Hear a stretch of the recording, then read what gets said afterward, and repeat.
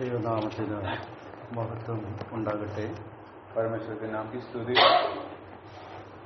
ചില ആഴ്ചകൾക്ക് ശേഷം വീണ്ടും ദൈവവചനവുമായിട്ട് നിങ്ങളുടെ മുൻപാകെ ആയിരിക്കാൻ ലഭിച്ച ഈ അവസരത്തെ ഓർത്ത് ഞാൻ ദൈവത്തെ സ്തുതിക്കുന്നു. कुछ हफ्तों के बाद परमेश्वर के वचन के साथ आपके सम्मुख खड़े होने के लिए देव अवसर के लिए परमेश्वर को धन्यवाद करते हैं.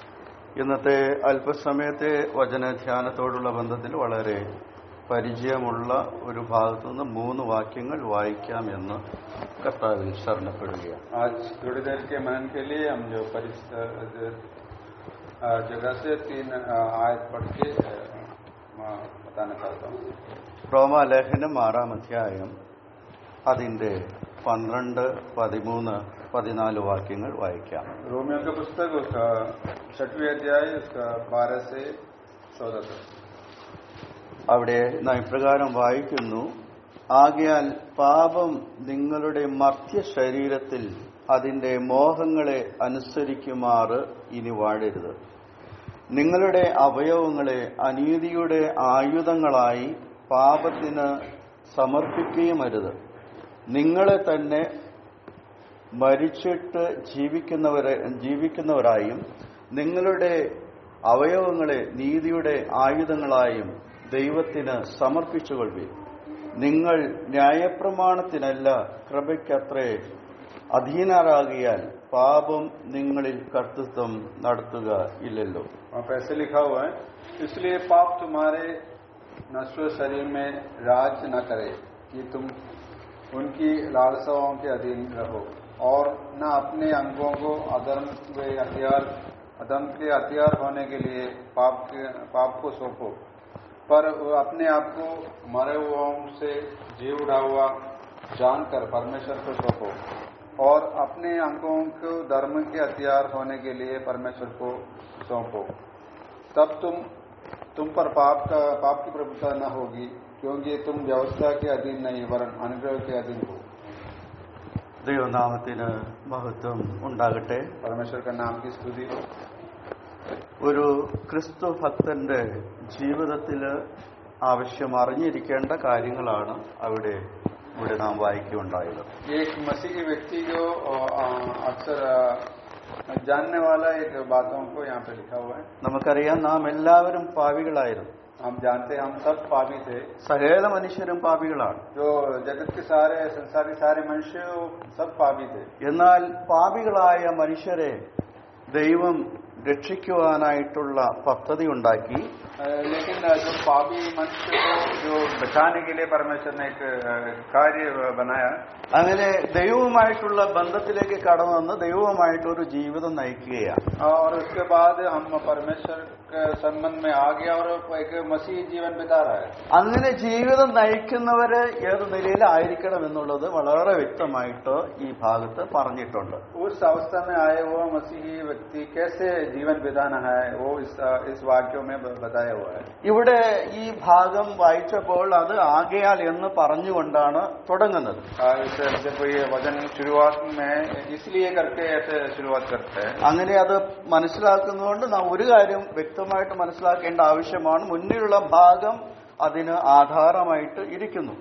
ऐसे इसलिए करके शुरुआत करने के समय हम उसके पिछले जो वाक्यों में जो बात बताया हुआ है उसके जो आगे करके बता रहा है. അതിൽ പഴയതുപോലെയല്ല ഇന്ന് നാം ജീവന്റെ പുതുക്കത്തിൽ നടക്കുന്ന കാര്യത്തെയാണ് അവിടെ പറഞ്ഞിരിക്കുന്നത്. वहाँ पे ऐसे लिखा हुआ पुराने जमाने जैसे नहीं है कि नए जीवन बिताने के बारे में यहाँ पर कह रहा है. അതിന്റെ 11ാം വാക്യത്തിൽ നാം ഇപ്രകാരം വായിക്കുന്നു: അവണ്ണം നിങ്ങളും പാപസംബന്ധമായി മരിച്ചവർ എന്നും ക്രിസ്തുയേശുവിൽ ദൈവത്തിന് ജീവിക്കുന്നവർ എന്നും നിങ്ങളെ തന്നെ എണ്ണുവിൻ. 11 आयत में ऐसे लिखा है, ऐसे ही तुम भी अपने आप को पाप के लिए तो मारा, परंतु परमेश्वर के लिए मसीह यीशु में जीवित समझो. അത് ആ കാര്യം പറയുമ്പോൾ തന്നെ കർത്താവ് എങ്ങനെയാണ് ജീവിക്കുന്നത് എന്നുള്ളതും പറയുന്നുണ്ട്. और ये कहने के समय प्रभु यीशु मसीह कैसे जीवन बिताए इसके बारे में भी लिखा हुआ है. കർത്താവ് മരിച്ച് ഉയർത്തെഴുന്നേറ്റ കർത്താവ് ദൈവത്തിനായിട്ട് ജീവിക്കുന്നു എന്ന് മുന്നിലുള്ള ഭാഗത്ത് പറയുന്നുണ്ട്. आगे के वाक्यों में ऐसे लिखा हुआ है, जब मरने के बाद जी उठने के बाद प्रभु यीशु मसीह परमेश्वर के लिए जीवन बिता रहा है, ऐसे लिखा हुआ है. ആ കാര്യങ്ങൾ പറഞ്ഞിട്ടാണ് 11ാം വാക്യത്തിൽ പറയുന്നത്, അവണ്ണം, അതായത് ഇതുപോലെ അതുപോലെ നിങ്ങളും ജീവിക്കേണ്ടത് എങ്ങനെയാണ് എന്ന് പറയുകയാണ്. उस बात को कहने के बाद 11वीं आयत में ऐसे शुरुआत करते हैं, ऐसे ही तुम करके ऐसे हम लोग कैसे जीवन बिताने उसके बारे में लिखा हुआ. അപ്പോൾ ക്രിസ്തു യേശുവിൽ നാം ദൈവത്തിനായിട്ട് ജീവിക്കുന്നവരാണ്. और मनुष्य जीवन में हम प्रभु यीशु मसीह के लिए हम जीवन बिता रहे हैं. അത് നാം എണ്ണണമെന്ന് ദൈവത്തിന്റെ ആത്മാവ് അപ്പോസ്തലനിൽ കൂടെ പറഞ്ഞു തരികയാണ്. वो वचन में ऐसे लिखा हुआ, उसको हम वो गिनती में आना है, उसके बारे में लिखा हुआ है. അതുകൊണ്ട് അല്ലെങ്കിൽ ആകയാൽ നാം ഇനി എങ്ങനെയായിരിക്കണം? इसलिए हम लोग कैसे जीवन बिताना है ये कहा हुआ है. നമുക്കറിയാം, ഈ ഭാഗം വായിക്കുമ്പോൾ ഒരു വിശ്വാസിയുടെ ജീവിതത്തില് പാപത്തിനും അതുപോലെ ദൈവാനുഗ്രഹത്തിന്റെ കരുത്തും ഏത് നിലയിൽ പ്രവർത്തിക്കണമെന്നാണ് ഈ ഭാഗം വായിക്കുമ്പോൾ നമുക്ക് മനസ്സിലാക്കുവാൻ സാധിക്കുന്നത്. और इस आयत पढ़ने के समय ये समझ आता है, एक विश्वासी के जीवन में पाप और परमेश्वर का अनुग्रह कैसे उनके जीवन में आना है उसके बारे में लिखा हुआ है. ഇവിടെ ഈ ഭാഗത്ത് നിന്നുകൊണ്ട് 3 കാര്യങ്ങൾ മാത്രം പറയാനായിട്ട് ഞാൻ കർത്താവിൽ ആഗ്രഹിക്കുക. इस वाक्यों में से 3 बातें कहकर मैं कहना चाहता हूँ. 12ാം വാക്യം വായിക്കുമ്പോൾ 12वीं आयत में जब पढ़ने के समय, ആകയാൽ പാപം നിങ്ങളുടെ മർത്യ ശരീരത്തിൽ അതിന്റെ മോഹങ്ങളെ അനുസരിക്കുമാറ് ഇനി വാഴരുത്. 12वीं आयत में ऐसे लिखा हुआ है, पाप तुम्हारे नश्वर जीवन शरीर में राज न करे कि तुम उसकी लालसाओं के अधीन रहो. നാം ക്രിസ്തുവിലേക്ക് കടന്നു വരുമ്പോൾ നാം പാപങ്ങളുടെ മോചനം ലഭിച്ചവരായിട്ടാണ് കടന്നു വരുന്നത്. जब हम मसीह में आते हैं तो पाप से जो छुटकारा होके हम मसीह में आए. ആ മോചനം ചീട്ട് കിട്ടിയതുകൊണ്ടാണ് ക്രിസ്തുവിലേക്ക് നാം കടന്നു വന്നത്. ആ മോചനം ലഭിച്ചതുകൊണ്ടാണ് ക്രിസ്തുവിൽ നാം ആയത്. उस छुटकारा मिलने के बाद मिला हुआ, इसलिए हम यीशु मसीह में आया. എന്നാൽ പാപം എന്നുള്ളത് അവസാനിക്കുന്ന ഒരു കാര്യമായിട്ട് തിരുവെഴുത്ത് എങ്ങും പറയുന്നില്ല. लेकिन परमेश्वर के वचन में ऐसे नहीं कहा है पाप खत्म हो गया करके, ऐसे नहीं कहता है. കാരണം നാം പാപമുള്ള ലോകത്തിലാണ് ജീവിക്കുന്നത്. क्योंकि हम ये संसार जो पापमय संसार में നാം വസിക്കുന്നത് ഈ മർത്യ ശരീരത്തിലാണ് നമ്മുടെ ആത്മാവ് വസിക്കുന്നത്. हमारा आत्मा उस नश्वर शरीर में हमारा जीवन हम बिताते हैं. നമ്മുടെ ശരീരത്തിന്റെ വീണ്ടെടുപ്പ് നടന്നിട്ടില്ല. हमारा शरीर का जो छुटकारा होना है वो अभी हुआ नहीं. നമ്മുടെ ആ ആത്മരക്ഷ നമുക്ക് ലഭിച്ചു എന്നുള്ളത് വാസ്തവമാണ്. हमारा आत्मा का जो रक्षा हुआ वो वास्तविक बात है. എന്നാൽ നാം ഇന്നും പാപമുള്ള ചുറ്റുപാടുകളിലാണ് ജീവിക്കുന്നത്. लेकिन अब अभी भी हम लोग जो पाप हमारा आसपास है उस जगह में हम जीवन बिता रहे हैं. പാപം ചെയ്യുവാനായിട്ടുള്ള എല്ലാ വൈകാരികതയോടുള്ള ശരീരമാണ് നമ്മുടേത്. और हमारे जीवन हमारे शरीर ऐसा है, हम पाप करने का जो इच्छा हमारा शरीर करता है हमें. അത് നമുക്ക് തിരുവെഴുത്ത് വളരെ വ്യക്തമാക്കി തരുന്നുണ്ട്. परमेश्वर का वचन है सच वो बताता है. അനേക ഭക്തന്മാരുടെ ജീവിതത്തിലും പാപങ്ങൾ കടന്നു വന്നത് നമുക്ക് കാണുവാനായിട്ട് സാധിക്കുന്നുണ്ട്. वचन में ऐसे कई व्यक्तियों हैं उसके जीवन में पाप उनके जीवन में आया था. ദൈവത്തിന്റെ ആലോചനയ്ക്ക് സാക്ഷ്യം പറഞ്ഞിട്ടുള്ള ആളുകൾ തെറ്റിപ്പോയിട്ടുണ്ട്. परमेश्वर को जो परमेश्वर ने कई लोगों को उनके बारे में कहा हुआ वो लोग भी बिगड़ गया था. ദൈവഹിതത്തിനനുസരിച്ച് ജീവിക്കുകയും ദൈവ ഹൃദയപ്രകാരമുള്ള മനുഷ്യനെന്ന് സാക്ഷ്യം ലഭിച്ചവരും തെറ്റ് ചെയ്തിട്ടുണ്ട്. और परमेश्वर का हित के अनुसार जीवन बिताना और परमेश्वर के जो हृदय के जो मनुष्य है वो भी बीच में वो भटक गया था. അപ്പോൾ ഒരു കാര്യം മനസ്സിലാക്കണം, നാം ക്രിസ്തുവിൽ വന്നതുകൊണ്ട് നമ്മുടെ കർമ്മപാപങ്ങൾ അവസാനിക്കുന്നില്ല എന്നുള്ളത് മനസ്സിലാക്കേണ്ടത് ആവശ്യമാണ്. बात हमें समझना, हम मसीह में आया है लेकिन हमें हमारे कामों से पाप करने का काम हो सकता है. നമ്മുടെ കർത്താവ് വിശുദ്ധനാണ്. हमारा परमेश्वर विशुद्ध है, पवित्र है. ആ വിശുദ്ധനായിരിക്കുന്ന കർത്താവിന്റെ മുമ്പാകെ വിശുദ്ധിയോടെ ജീവിക്കുവാനായിട്ട് കഴിയേണ്ടത് ആവശ്യമാണ്. पवित्र परमेश्वर के सामने हम पवित्र जीवन बिताना जरूरी है. അപ്പോൾ കർത്താവ്, അതിവിടെ ദൈവത്തിന്റെ ആത്മാവ് ക്രിസ്തുവിൽ വിശ്വസിച്ചവരോട് പറയുകയാണ്, ആകയാൽ നിങ്ങൾ ഇതുപോലെ ആകരുത് എന്ന് പറയുകയാണ്. यहाँ के परमेश्वर के पवित्र आत्मा में हमसे कह रहा है हम लोग इसी तरह नहीं होना है. പാപം നമ്മില് ആധിപത്യം നടത്തരുത് എന്ന് പറയുകയാണ്. यहाँ पे क्या है, पाप हमें अधीन करना नहीं है. പാപം നിങ്ങളുടെ മർത്യ ശരീരത്തിൽ വാഴരുതെന്നാ പറഞ്ഞിരിക്കുന്നത്. वहाँ पे ऐसे लिखा है हमारे नश्वर शरीर में पाप वो राज न करना. വാഴരുതെന്ന് പറയുമ്പോൾ അത് ഭരണാധികാരിയോടുള്ള ബന്ധത്തിൽ പറഞ്ഞ വാക്കാണ്. राज्य का ऐसे शब्द से समझ सकता है, एक राज्य कैसे वो भरण करता है, मतलब उसको अधीन कैसे करता है उसी. ആരാണ് വാഴരുതെന്ന് പറഞ്ഞിരിക്കുന്നത്? कौन न राज करने के लिए कह रहा है? പാപം വാഴരുത് എന്നാണ് പറഞ്ഞിരിക്കുന്നത്. पाप हमारे नश्वर शरीर में राज न करना. വാഴരുതെന്ന് മാത്രമല്ല, അതിനെ വാഴിക്കാനും പാടില്ല. वो राज्य नहीं करना है और हमें उसको राज्य बनाना भी नहीं है. ഇവിടെ പറയുകയാണ്, നിങ്ങളുടെ ജീവിതത്തിലേക്ക് മോഹങ്ങൾ മോഹങ്ങൾ ജനിക്കുന്ന പാപങ്ങൾ നിമിത്തം മോഹങ്ങൾ ഉണ്ടാകുന്നതിനോട് അനുസരണം പെരുമാറ്, പാപത്തെ വാഴിക്കരുത് എന്നാണ് പറഞ്ഞിരിക്കുന്നത്. उसकी लालसाओं के वजह से हम पाप कर सकते हैं, इसलिए हम लोग उसको राज्य न करना दे. പ്രിയമുള്ളവരെ, നമ്മുടെ ശരീരത്തിലെ പല ഇച്ഛകളും നമ്മെ പാപത്തിലേക്ക് കൊണ്ടുചെന്നെത്തിക്കുന്ന, हमारे शरीर का जो इच्छा है वो पाप की ओर लेके जाने वाला है. എന്നാൽ ദൈവത്തിന്റെ ആത്മാവ് ഇവിടെ വ്യക്തമായിട്ട് പറയുകയാണ്, ഇനി നിങ്ങളുടെ മർത്യ ശരീരത്തിൽ മോഹങ്ങൾ ജനിക്കുമാർ അല്ലെങ്കിൽ അതിനെ അനുസരിക്കുമാറുള്ള പാപത്തെ നിങ്ങൾ വാഴിക്കരുത്. परमेश्वर जो वचन कहता है हमारा जो शरीर में जो उस पाप के लालसाओं के अनुसार जीवन बिताने के लिए हम राज्य वो आने नहीं दें. ഈ വിഷയങ്ങൾ നാം വളരെ കൂലങ്കഷമായിട്ട് മനസ്സിലാക്കേണ്ടത് ആവശ്യമാണ്. इस विषय में हमें गौरव रीति से उसको ध्यान करना है. ക്രിസ്തുവിൽ നാം വിശുദ്ധരായി തീർന്നവരാണ്. और परमेश्वर में और यीशु मसीह के द्वारा हम पवित्र बने थे. എന്നാൽ ഈ ലോകത്തിൽ ജീവിക്കുമ്പോൾ നാം വിശുദ്ധിയെ കാത്തു സൂക്ഷിക്കുവാൻ കഴിയണം. लेकिन जब संसार में हम जीवन बिताते हैं, हमारा वो जो पवित्रता है उसको हमें उसको साथ लेके चलना है. അത് ശ്രമകരമായിട്ടുള്ള ഒരു കാര്യമാണ്. वो मुश्किल बात है. वो ശ്രമകര परिश्रम करने का जरूरत है. तो परिश्रम करना है हमें बहुत, उसको लिए काम करना पड़ेगा.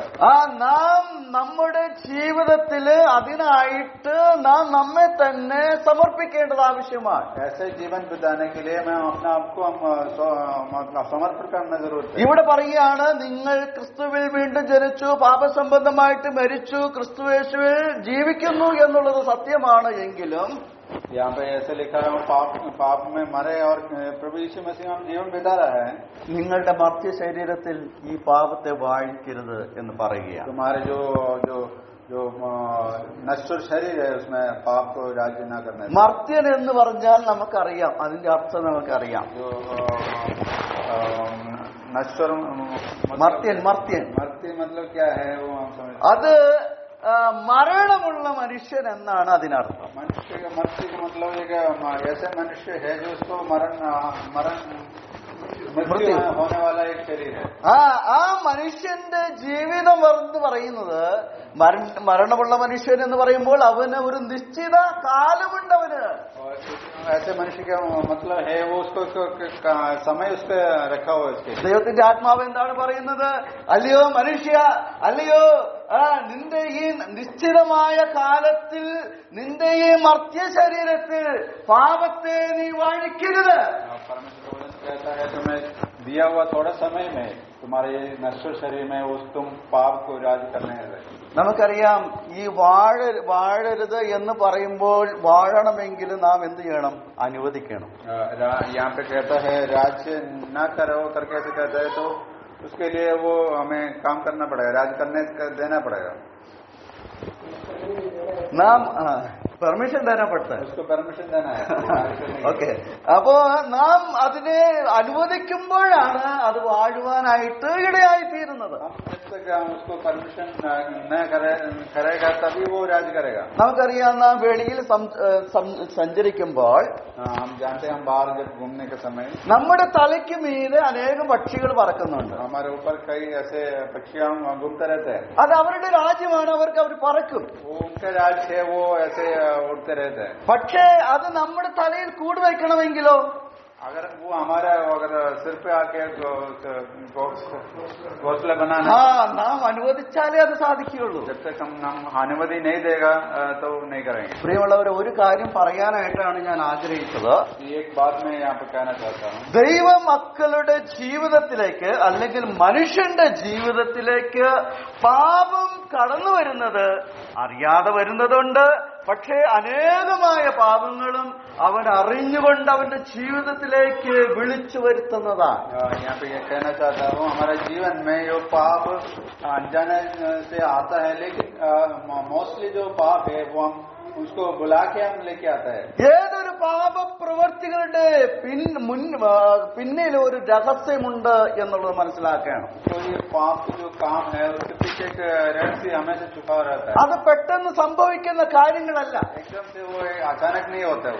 അതിനു വേണ്ടിയിട്ട് മനുഷ്യന്റെ മനസ്സില് ഹൃദയത്തില് ഗൂഢമായ ആലോചനകൾ നടക്കുന്നുണ്ട്. पाप करने के लिए मनुष्य अपने आप में मन में बहुत से ऐसे काम को सोचता है, बातें करते हैं. ചില തീരുമാനങ്ങൾ എടുക്കുവാനായിട്ട് അവൻ സമയം കണ്ടെത്തുകയാണ്. कुछ निर्णय लेने के लिए वो समय लेता है. അതുകൊണ്ടാണ് ഇവിടെ ദൈവത്തിന്റെ ആത്മാവ് പറയുന്നത് അത് വാഴരുതെന്ന് പറയുന്നത്. यहाँ पे परमेश्वर का वचन कहता है वो राज न करो. പാപം നിങ്ങളുടെ മർത്യ ശരീരത്തിൽ വാഴാനായിട്ട് പാടില്ല.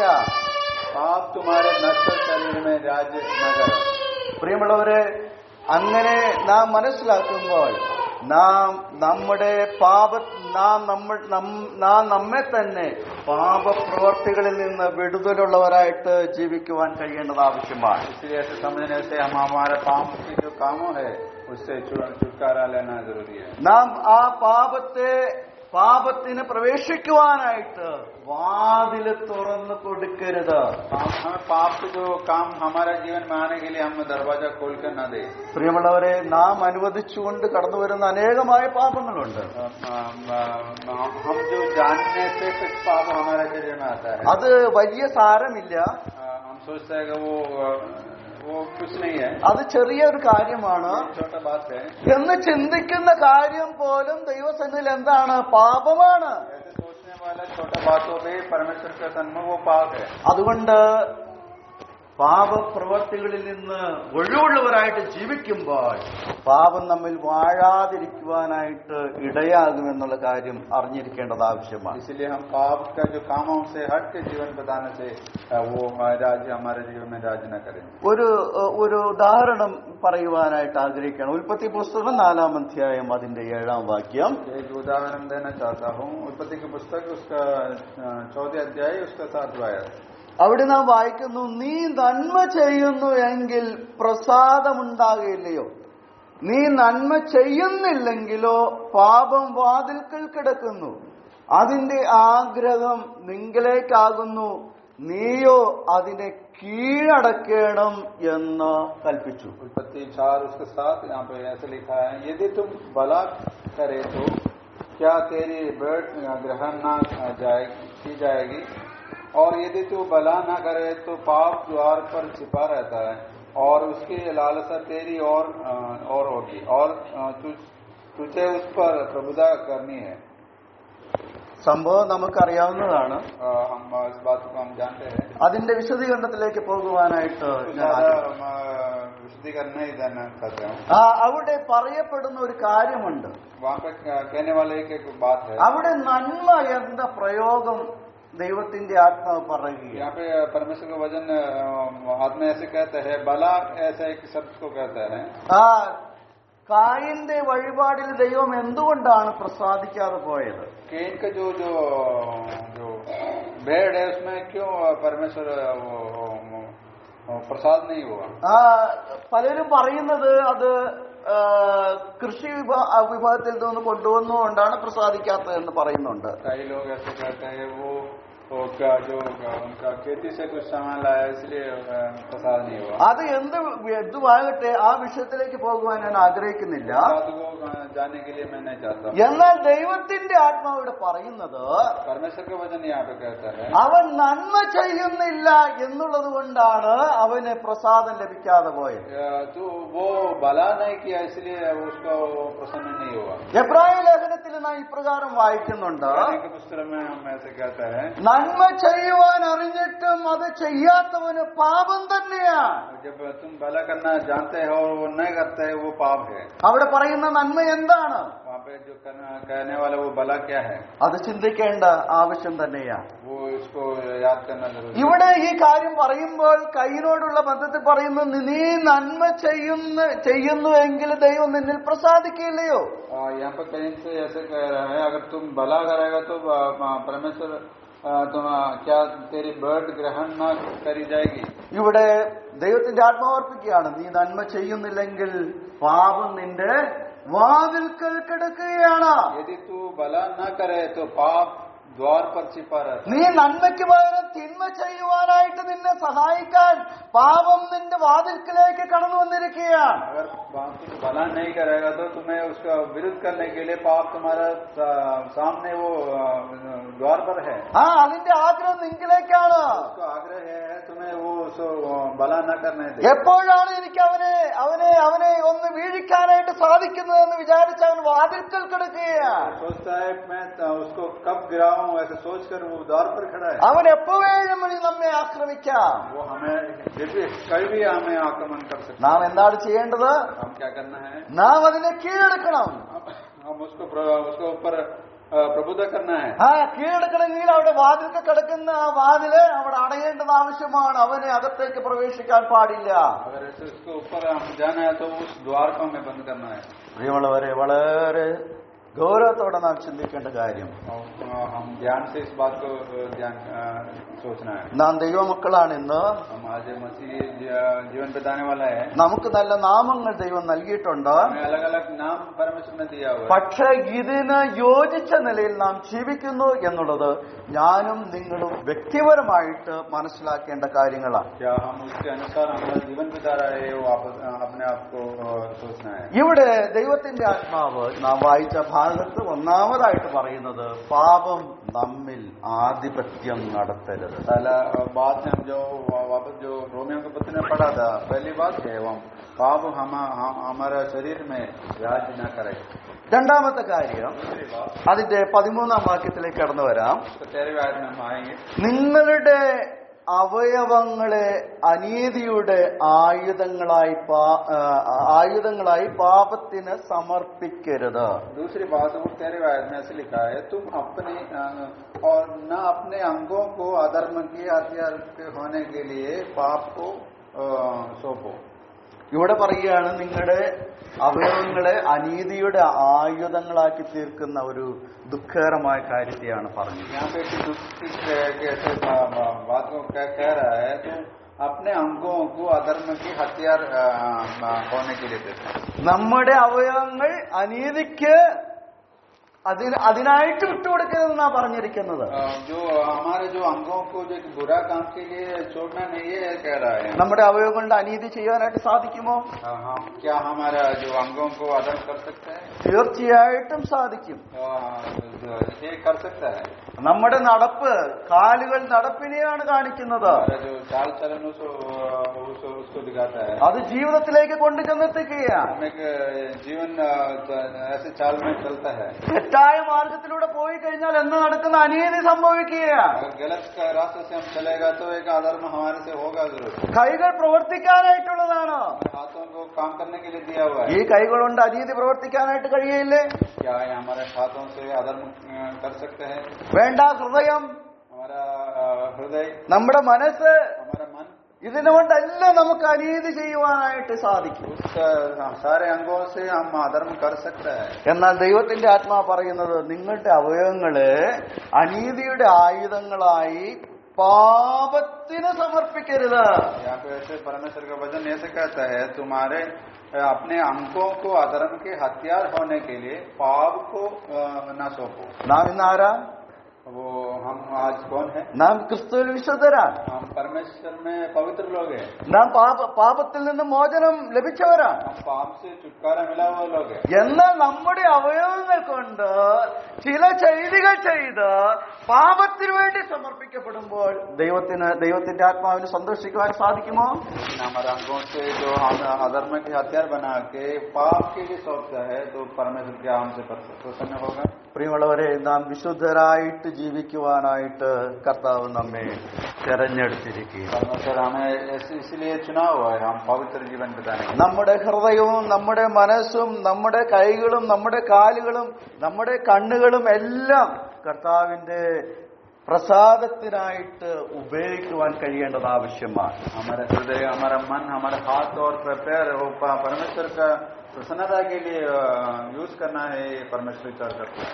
തുടർന്ന് എന്താ പറയുന്നത്? നിങ്ങളെ തന്നെ മരിച്ചിട്ട് ജീവിക്കുന്നവരായും നിങ്ങളുടെ അവയവങ്ങളെ നീതിയുടെ ആയുധങ്ങളായും ദൈവത്തിന് സമർപ്പിച്ചുകൊള്ളുവിൻ. उसके बाद ये कहता है, पर अपने आप को मरे हुओं में से जी उड़ा हुआ जानकर परमेश्वर को सौंपो. പ്രിയമുള്ളവരെ, അതാണ് ദൈവത്തിന്റെ ആത്മാവ് നമ്മോട് പറഞ്ഞിരിക്കുന്നത്. ये हमारे परमेश्वर का आत्मा हमसे यहाँ कह रहा है. റോമാലേഖനം 12-ാം അധ്യായം 1-ാം വാക്യം നമുക്ക് വളരെ പരിചയമുള്ളതാണ്. एक परिचित वाक्य है, रोमियो का पत्री हो उसका पहले 12 अध्याय का पहले आयत. അവിടെ അപ്പോസ്തലൻ എന്താണ് പറയുന്നത്? वहाँ पे परमेश्वर का दास क्या कह रहा है? സഹോദരന്മാരെ, ഞാൻ ദൈവത്തിന്റെ മനസ്സലിവ് ഓർപ്പിച്ച് നിങ്ങളെ പ്രബോധിപ്പിക്കുന്നത്, നിങ്ങൾ ബുദ്ധിയുള്ള ആരാധനയായി നിങ്ങളുടെ ശരീരങ്ങളെ ജീവനും വിശുദ്ധിയും ദൈവത്തിന് പ്രസാദവുമുള്ള യാഗമായി സമർപ്പിപ്പിൻ. इसलिए ये भाइयों, मैं तुमसे परमेश्वर की दया स्मरण दिलाकर विनती करता हूँ कि अपने शरीर को जीवित और पवित्र और परमेश्वर का भावता हुआ बलिदान करके चढ़ाओ. റോമാലേഖനം 6-ാം അധ്യായത്തിൽ ദൈവത്തിന്റെ ആ ആഗ്രഹം, ആ ദൈവത്തിന് പറയുവാനായിട്ടുള്ളത് കൽപ്പനാരൂപത്തിൽ കാണുന്നുവെങ്കിൽ वहाँ पे 6वीं आयत में परमेश्वर आज्ञा जैसे कहता है, ഇവിടെ ഓർമ്മപ്പെടുത്തലായിട്ട് പറഞ്ഞിരിക്കുകയാണ്. 12 आयत में यहाँ पे स्मरण दिला के कहता है, നിങ്ങൾ നിങ്ങളുടെ ശരീരങ്ങളെ ദൈവത്തിന് പ്രസാദമുള്ള യാഗമായി സമർപ്പിപ്പിൻ. अपने शरीर को परमेश्वर का प्रसाद होने के लिए चढ़ाने के लिए. അത് പറഞ്ഞിരിക്കുന്ന പ്രയോഗം ശ്രദ്ധിക്കുക. യാഗമായി സമർപ്പിക്കാനാണ് പറഞ്ഞിരിക്കുന്നത്. यहाँ पे ये ऐसे कहा है, यो बलिदान करके चढ़ाओ करके लिखा हुआ है. എന്ന് പറഞ്ഞു കഴിഞ്ഞാല് ഇങ്ങനെ വിശുദ്ധിയോടെ ജീവിക്കാൻ ആരെങ്കിലും ആഗ്രഹിക്കുന്നുവെങ്കിൽ അവർക്ക് ത്യാഗം സഹിച്ചേ പറ്റൂ. इसका मतलब ये है, अगर ऐसे पवित्र जीवन बिताना है तो वो त्याग करके ही वो उसका होगा. പ്രിയമുള്ളവരെ, അതുകൊണ്ട് വളരെ ഗൗരവത്തോടെ ചിന്തിക്കേണ്ട കാര്യം, ഈ ലോകത്തിൽ നാം ജീവിക്കുമ്പോൾ നമ്മുടെ ശരീരത്തിലെ അവയവങ്ങളെ അനീതിക്ക് ആയുധങ്ങളാക്കാതെ ദൈവത്തിന് വേണ്ടി സമർപ്പിച്ചാൽ അതുകൊണ്ട് ദൈവത്തിന് ഉപയോഗിക്കുവാനായിട്ട് കഴിയും. इसलिए हमें याद करना है, हमारे अंगों को अधर्म का हथियार न दिया हो तो परमेश्वर का वो प्रसन्नता के कारण. നമ്മുടെ ദൈവം ചെറിയ ഉപകരണങ്ങളെ കൊണ്ട് വലിയവ ചെയ്യുന്നവനാണ്. हमारे परमेश्वर छोटे छोटे चीजों से बड़ा बड़ा काम करने वाला परमेश्वर. അതുകൊണ്ട് നാം എന്താണ് ചെയ്യേണ്ടത്? इसलिए हमें क्या करना है? നാം നമുക്ക് തന്നെ ഒന്നും ചെയ്യാനായിട്ട് സാധിക്കുകയില്ല. हम अपने आप को कुछ नहीं कर सकते. നമുക്കറിയാം, യോഹന്നാന്റെ സുവിശേഷം 15-ാം അധ്യായത്തിൽ വായിക്കുന്നുണ്ട്, കൊമ്പുകൾക്ക് വള്ളിയിൽ മുന്തിരിവള്ളിയിൽ വസിച്ചിട്ടല്ലാതെ ഫലം കൊടുക്കുവാനായിട്ട് കഴിയുകയില്ല. यूहन्ना का सुसमाचार 15 में से कहता है, जो डालियों को अपने वृक्ष में रह के ये कुछ अपने आप को कुछ नहीं कर सकते. നാം ക്രിസ്തുവിൽ വസിക്കുക, നമ്മുടെ കാര്യങ്ങളെ കർത്താവിന് വേണ്ടി സമർപ്പിക്കുമ്പോൾ അതുകൊണ്ട് വലിയ കാര്യം ചെയ്യുവാൻ ദൈവത്തിന് കഴിയുമെന്നുള്ളതിന് യാതൊരു സംശയവുമില്ല. मसीह में वास करके परमेश्वर का शरण लेगा तो परमेश्वर हमसे काम करेगा. ഇവിടെ പറഞ്ഞിരിക്കുന്നത് ഒരു ആയുധമായിട്ടാണ് പറഞ്ഞിരിക്കുന്നത്. यहाँ पे एक हथियार के बारे में लिखा हुआ. ആയുധങ്ങൾ ഫൈറ്റ് ചെയ്യാനായിട്ടുള്ളതാണ്. इसका मतलब है हमें लड़ना है. അല്ലെങ്കിൽ അതുകൊണ്ട് മറ്റായുധങ്ങൾ അധ്വാനിച്ച് ബലമുണ്ടാക്കാനായിട്ടുള്ളതാണ്. अगर नहीं है तो उस हथियार से कुछ काम करके कुछ बनाना है. इसका मतलब ഞാൻ പറയട്ടെ പ്രിയമുള്ളവരെ, ക്രിസ്തീയ ജീവിതം വിജയകരമായിട്ടും ഫലദായകമായിട്ടും തീർക്കണമെങ്കിൽ ഇതിനെ നീതിയുടെ ആയുധങ്ങളായിട്ട് ഉപയോഗിച്ചാലേ സാധിക്കുകയുള്ളൂ. अगर हमारा जीवन एक विजयी और फलदायक होने के लिए हम हमारे अंगों को धर्म के काम के लिए यूज करना जरूरी है। ഇതോടുള്ള ബന്ധത്തിൽ ഒരു വചനഭാഗം വളരെ പരിചയമുള്ളതാണ്. അതും ഒന്ന് വായിച്ച് കേൾപ്പിക്കാനായിട്ട് ആഗ്രഹിക്കുകയാണ്. इसके बारे में एक वचन में पढ़ के सुनाना चाहता हूँ। യെശയ്യാ പ്രവചനം 32-ാം അധ്യായം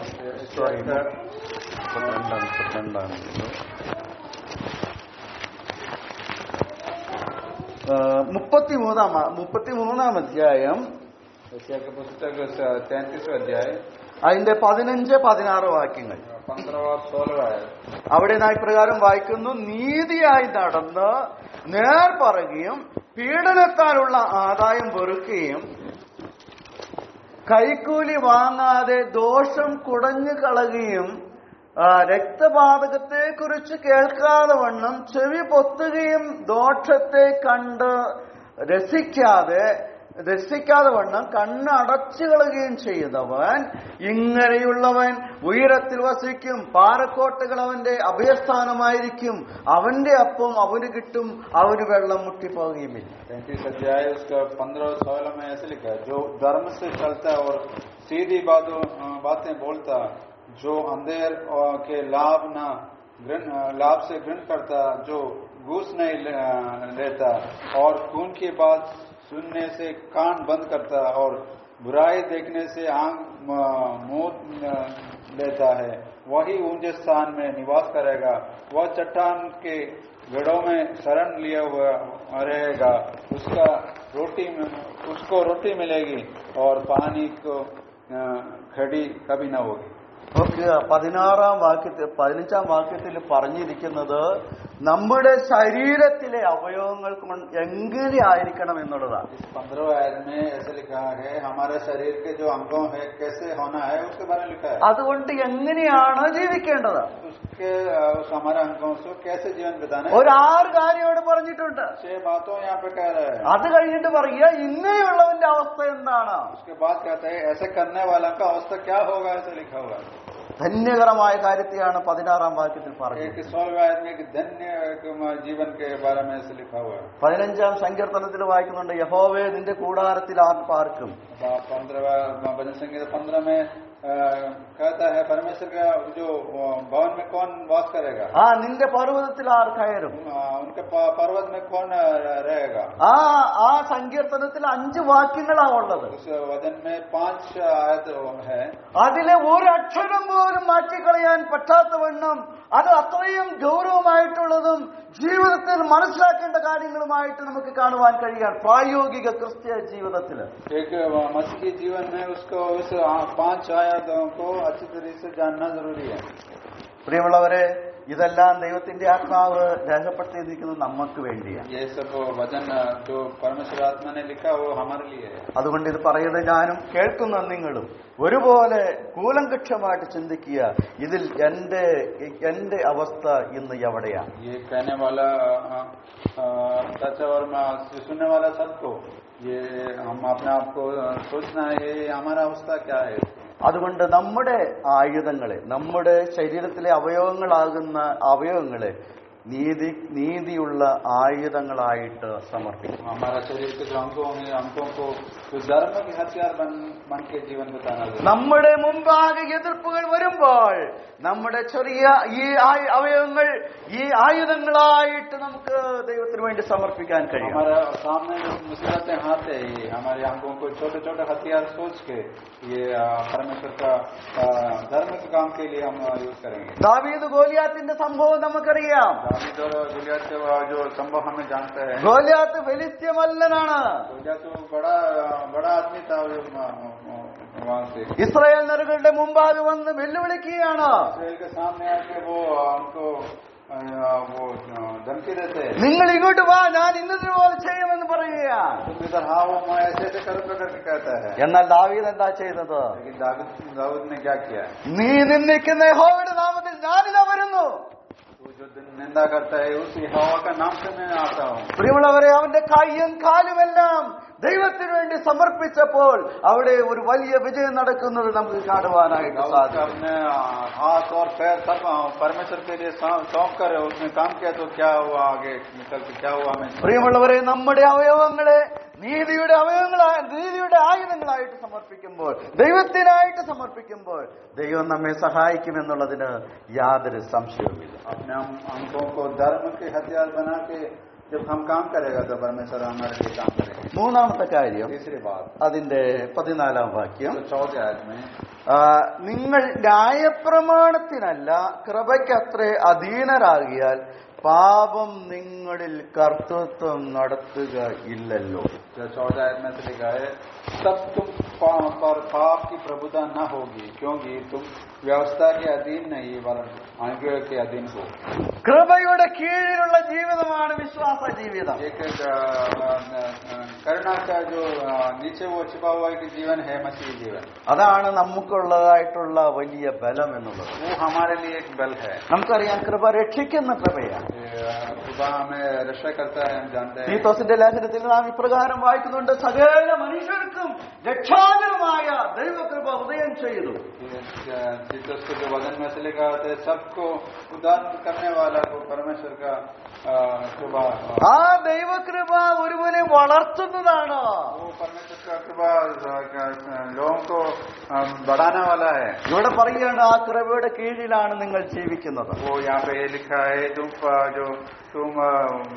अनुग्रह का अधीन है करके. കൃപയ്ക്ക് അധീനരാകുമ്പോൾ പാപത്തിന് നമ്മൾ കർത്തൃത്വം നടത്തുവാനായിട്ട് കഴിയും. जब अनुग्रह के अधीन जब हम हो तो पाप हमारे ऊपर प्रभुता नहीं कर सकता है. പ്രിയമുള്ളവരെ, നാം ഇന്ന് ഏതിന്റെ കീഴിലാണ് നാം പാർക്കുന്നത്? हम आज का किसके अधीन है रहता है, वो सोचना है. കൃപയുടെ കീഴിലാണോ അതോ क्या हम अनुग्रह का अधीन है? ചിലത് ചെയ്തുകൊണ്ട് നമ്മെ തന്നെ ഒന്ന് വിശുദ്ധരാക്കാനായിട്ടാണോ നാം ശ്രമിക്കുന്നത്? या कुछ काम करके मैं अपने आप को पवित्र होने के लिए सोचता है? അത് പ്രയോജനശൂന്യമാണ്. वो काम का है नहीं. എന്നാൽ ദൈവത്തിന്റെ ആത്മാവ് പറയുകയാണ്, परमेश्वर का आत्मा के यहाँ कहता है, നിങ്ങൾ ഈ കൃപയ്ക്ക് അധീനപ്പെടുക. तुम इस अनुग्रह के अधीन हो जाओ. ഈ കൃപയാണ് നമ്മെ സഹായിക്കുന്നത്. ये अनुग्रह हमें हेल्प करता है. നമുക്കറിയാം, കൃപയാലാണ് നാം രക്ഷിക്കപ്പെട്ടത്. हम अनुग्रह से हम उद्धार पाया है. അതിനാരുടെയും പ്രവൃത്തികൾ കാരണം, മനുഷ്യന്റെ ഒരു പ്രവൃത്തിയും കാരണമായില്ല എന്നാണ് പറയുന്നത്. हमारा कुछ काम उसके लिए कारण नहीं बना था. നമുക്കറിയാം, ന്യായപ്രമാണം ചിലതൊക്കെ ചെയ്യുവാനായിട്ട് പറഞ്ഞു.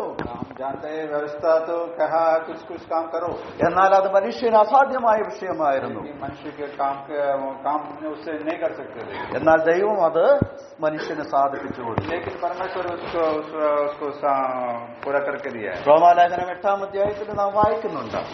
रोमी के 8वें अध्याय में हमें देखने को मिलता है. അതിന്റെ 4-ാം വാക്യമാണ് അതിന്റെ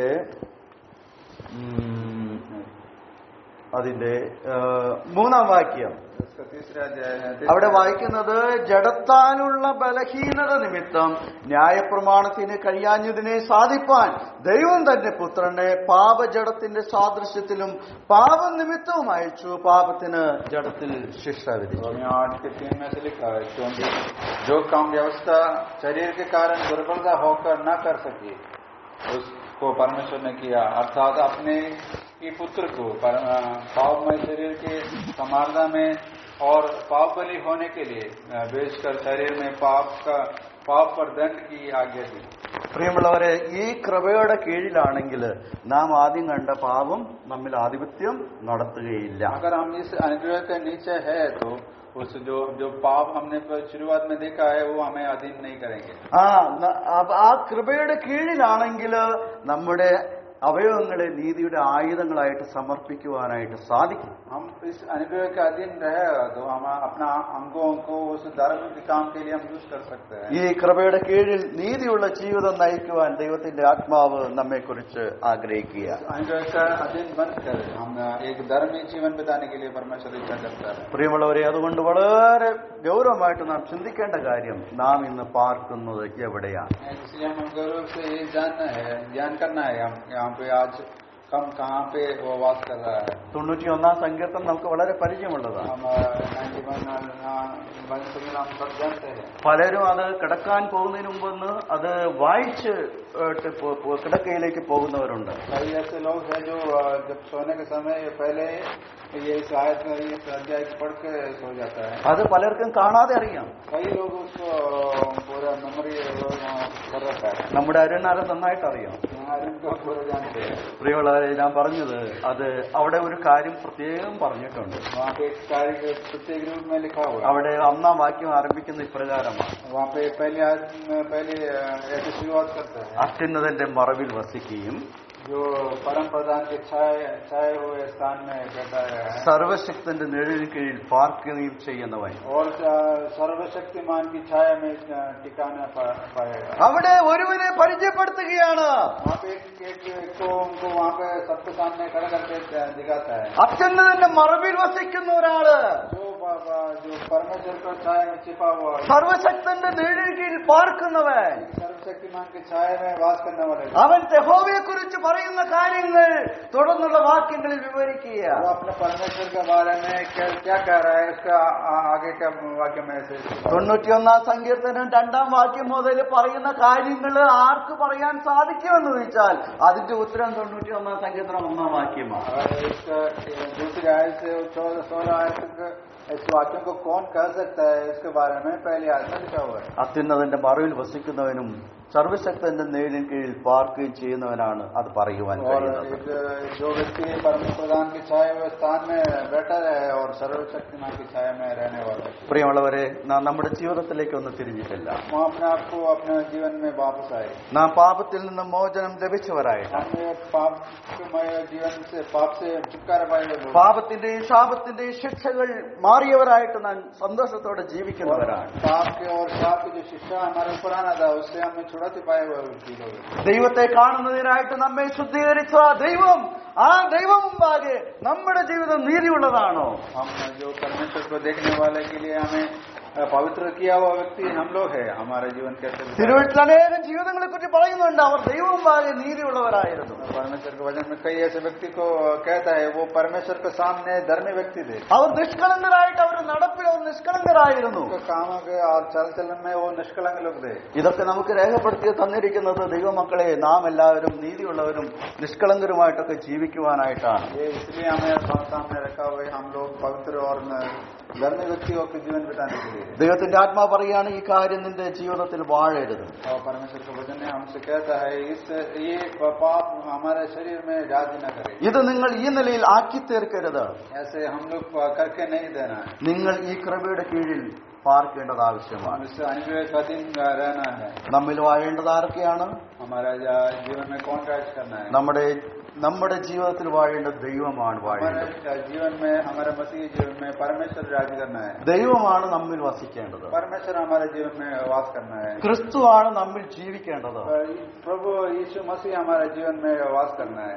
ആ ഗലാത്യ ലേഖനത്തിൽ നാം വായിക്കുന്നുണ്ട്, ഞാൻ ക്രിസ്തുവിനോട് കൂടെ ക്രൂശിക്കപ്പെട്ടിരിക്കുന്നു, ഇനി ജീവിക്കുന്നത് ഞാനല്ല, എന്നിൽ ജീവിക്കുന്ന ക്രിസ്തുവാണ് എന്ന് ലേഖനകാരൻ പറയുന്നുണ്ട്. पत्र में ऐसे लिखा हुआ है, मैं मसीह में मरा हुआ एक व्यक्ति है, आज मैं मसीह के लिए हमारा जीवन बिता रहा है. പരിശുദ്ധാത്മാവ് വസിക്കുന്ന മന്ദിരമാണ് നമ്മുടെ ഹൃദയം. परमेश्वर का आत्मा हमारा जीवन में वास करता है.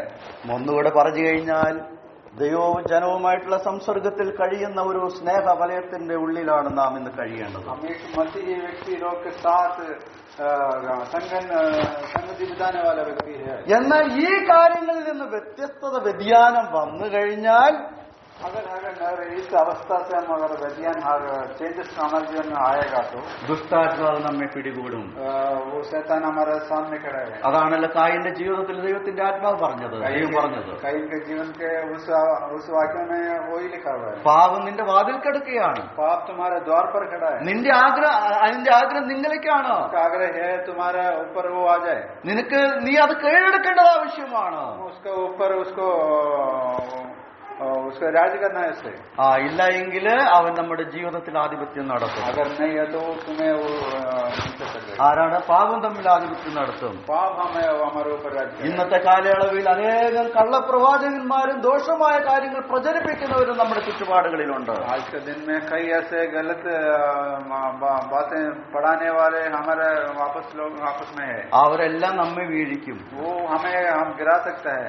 അന്ധവിശ്വാസങ്ങളും ദുഷ്പ്രഭാവങ്ങളും നമ്മുടെ ജീവിതത്തിലേക്ക് കൊണ്ടുചെന്നെത്തിക്കും. कई ऐसे पढ़ाई हमारे जीवन में आएगा, अंधविश्वास हमारे जीवन में आएगा. അതുകൊണ്ട് ദൈവത്തിന്റെ ആത്മാവ് പറയുന്നത് പോലെ इसलिए परमेश्वर का वचन कैसे कहता है, പാപം നമ്മുടെ ജീവിതത്തിൽ വാഴുവാൻ അനുവദിക്കാതെ, ആധിപത്യം നടത്തുവാൻ അനുവദിക്കാതെ നാം അതിനെ കീഴടക്കുവാൻ കഴിയേണ്ടത് ആവശ്യമാണ്. पाप हमारे जीवन में राज न करने से हम उसको ऊपर अधीन करना है. നമ്മുടെ അവയവങ്ങളെ നീതിയുടെ ആയുധങ്ങളായിട്ട് ദൈവത്തിന് സമർപ്പിക്കുവാൻ കഴിയേണ്ടത് ആവശ്യമാണ്. हमारे अंगों को धर्म के हथियार बन के हमें जीवन बताना. ഈ കൃപയുടെയിലേക്ക് നമ്മെ കൊണ്ടുവന്നെങ്കിൽ ഈ കൃപയുടെ കീഴിൽ നമ്മുടെ ജീവിതം മുന്നോട്ട് കൊണ്ടുപോകാൻ കഴിയേണ്ടത് ആവശ്യമാണ്. एक अनुग्रह जीवन के अधीन हम लोग आया था, तो उसका अधीन जीवन बताना है. അങ്ങനെയാണെങ്കിൽ നമ്മുടെ ജീവിതം ധന്യകരമായി തീരും. अगर ऐसे जीवन बताएगा तो हमारे मसीह जीवन धन्य हो जाएगा. നമ്മുടെ ജീവിതം വിജയകരമായി തീരും. हमारा जीवन एक मसीह जीवन विजयी हो जाएगा. നമ്മുടെ ജീവിതം ഫലദായകമായി തീരും. हमारा मसीह जीवन फलदायक हो जाएगा. കർത്താവ് ഈ വചനങ്ങളാൽ നമ്മെ സഹായിക്കട്ടെ. परमेश्वर इस वचन से हमें आशीष दे. ദൈവനാമം ഇന്നും എന്നേക്കും വാഴ്ത്തപ്പെടുമാറാകട്ടെ. ആമേൻ. परमेश्वर के नाम से महिमा हो.